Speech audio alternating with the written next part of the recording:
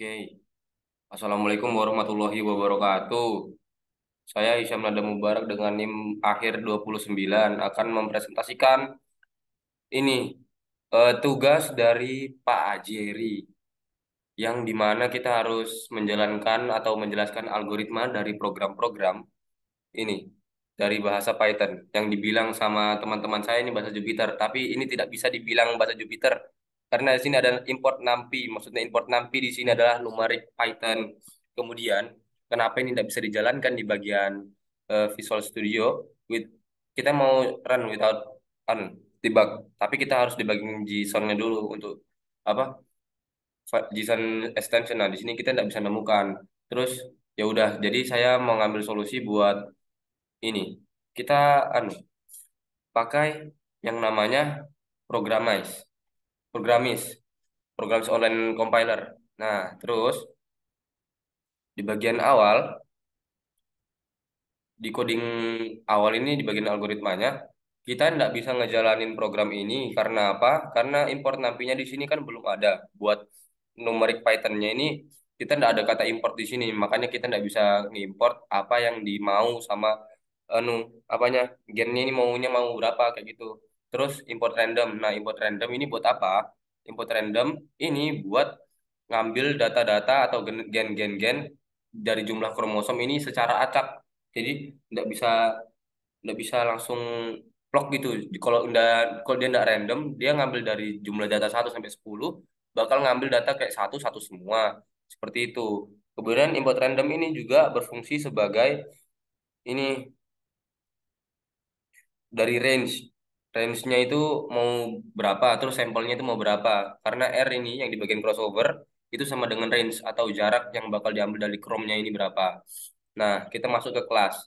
Kelas di sini maksudnya adalah algoritma genetika. Genetika yang dimaksud di sini adalah genetika manusia. Kemudian di bagian poin 6 jumlah kromosom ini adalah jumlah kromosomnya 6. Jadi kita bisa ngitung di sini kalau di sel, di bagian sel ini ada 6 kromosom yang tersedia dengan jumlah gen itu batasannya kan sama A, B, C, D. Jadi jumlahnya itu ada 4. Ini gen A ini maksudnya 7, 8 sama 7, 7 ke bawah ini gen A, 5 sampai ke bawah ini gen B, 0 sampai ke bawah ini gen C, D sampai ke bawah ini gen D.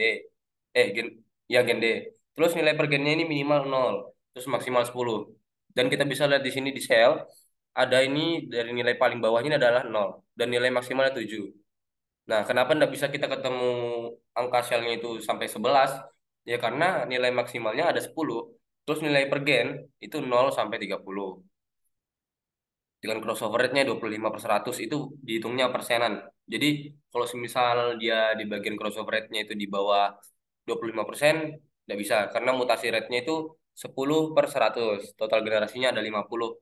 Tapi di sini kita bisa melihat ada total generasi itu jumlahnya hanya 4. Harusnya bisa ke bawah lagi. Cuma ini kayaknya nggak cukup. Di sini bisa ada generasi ke 50 harusnya. Sampai 50 generasi. Atau 50 populasi yang baru. Terus next gen ini cara menghitungnya adalah, nah next gen ini maksudnya adalah populasi yang baru atau generasi selanjutnya. Dengan NP ini, numerik Python-nya, yang diambil dari jumlah kromosom dan jumlah nilai gennya ini dikalikan dengan arange. Arange ini berapa? Ini juga diambil dari persenan dari sini nilai range nilai per gennya terus dikalikan 4 lagi. Terus next gennya ini habis dari next gen ada stop karena kalau semisal dia ada kesalahan eh, di bagian penginputan next gen dari nilai crossover mutasi atau total generasi maka generasinya akan stop, makanya di sini generasinya mentok sampai ke 4.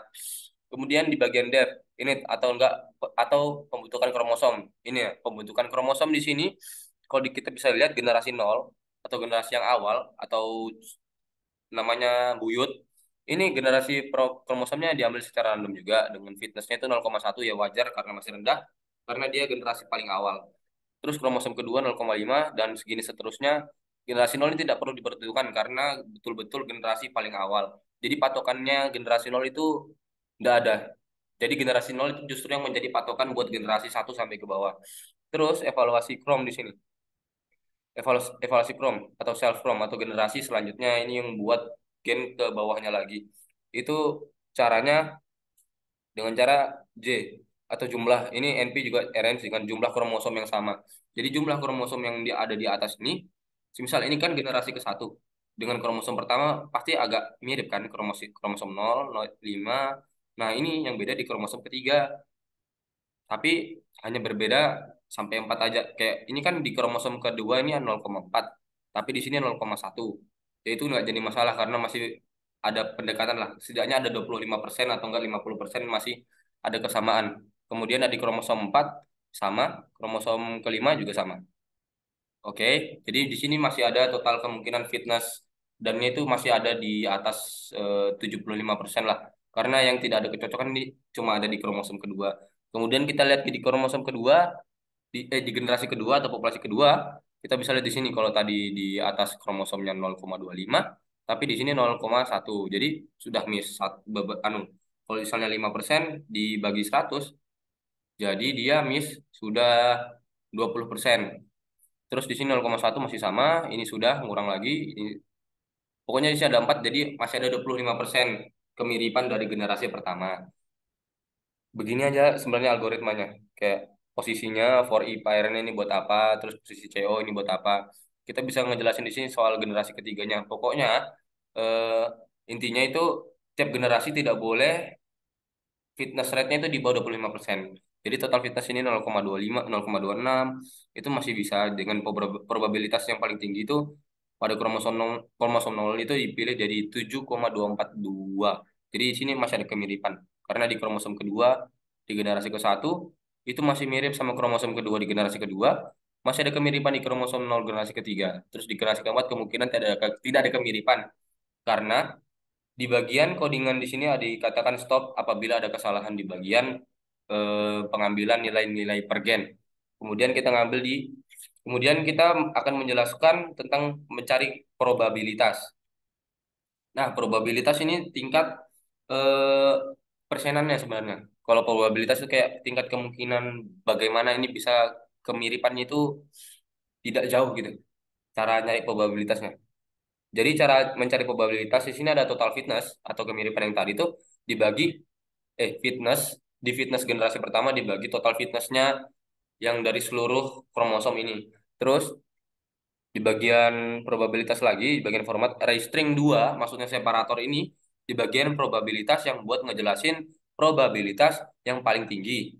Terus probabilitas yang paling mungkin terpilih itu diambil dari kromosom yang semisal dari generasi 0, kayak kromosom ini yang di dalam kotak ini, yang nilai A, B, C, D-nya, itu bisa membuat kemiripan dari generasi dari 1 sampai 3. Terus self next gain ini masih bisa, ini kan karena ngambilnya random, self next gain ini sama aja kayak total CX PX-nya ini kayak total dari beberapa generasi itu bisa diambil dengan angka yang acak. Toh juga angkanya juga 1 sampai 10. Jadi dari AI-nya sendiri bisa ngambil angka yang terserah dia. Cuma kemiripannya tergantung lagi dari angka yang mereka ambil. Nah, next gen ini maksudnya juga anu populasi yang baru. Roulette perputaran wheel yang paling banyak dalam jumlah sel. Terus ada crossover yang tadi kita jelaskan. Udah itu aja, udah segitu aja buat penjelasan dari skema dari algoritma genetika kali ini. Kalau kurang kalau ada kelebihannya ya bagus, kalau kurang mohon dimaafkan. Wabillahi taufiq wal hidayah. Wassalamualaikum warahmatullahi wabarakatuh.